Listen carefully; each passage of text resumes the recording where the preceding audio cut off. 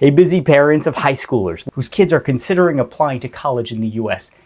If your kids struggle to get through textbooks, scientific articles, or other information-based texts, or just the reading on the ACT or SAT, it's time to rethink their reading strategies.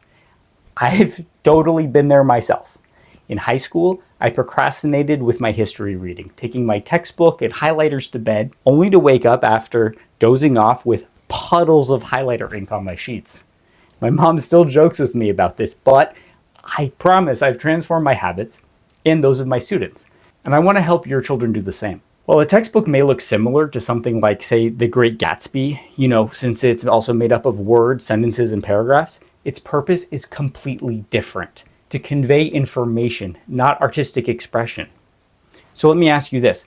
Would you take an F1 race car off-roading? Probably not a great idea. You need to adapt your vehicle to match the terrain for maximum efficiency. Otherwise, you might not even finish the trip. Is it possible to have a one-size-fits-all method for reading? Sure, but that means not all texts will be read as well as they could be, leaving students mastering one skill with inconsistent, mediocre results. Why do we need to learn a new way to read for information? Well, most students learn reading habits from studying literature, which is a form of artistic expression. As an artist myself, I truly appreciate that we teach our kids to analyze and interpret art, and that we dedicate years of schooling to master this style of reading because it is complex. But the tools to decipher informational texts are equally critical and shouldn't be overlooked.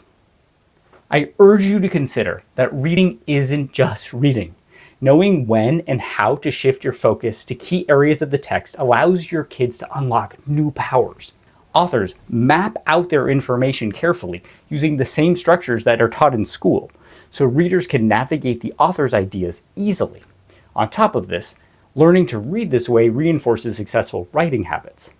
We read this way because we write this way because we read this way. Grasping the main topic and distilling the purpose is essential. And these essential sentences often occupy just a fraction of the whole text. So now, can you imagine how swiftly your high schooler could accurately understand any information-based text when applying the right method? Of course, supporting evidence is absolutely important, but you have to make sure your reading method aligns with the reading objectives. For example, when reading history textbooks, the goal is usually to prepare for upcoming lectures, not to memorize every detail. Did you know that textbooks are actually designed to reinforce the same informational reading method? They're actually a tool to teach reading methodology and concepts. Reading a textbook like a novel is like using a hammer on a screw. Using the right tools is essential for the job. Applying this method to every passage on the ACT or SAT is equally vital, since they all share the same objectives: grasping the main idea and main purpose. Spending time on unnecessary details drains time and energy. Practicing my method will make reading for the ACT and SAT effortless, rewiring neural pathways to gain time and conserve energy, which is done by practicing with purpose. And if you want to know more, DM me, comment "read," or click the link in the profile. Thank you for your time, and I look forward to connecting.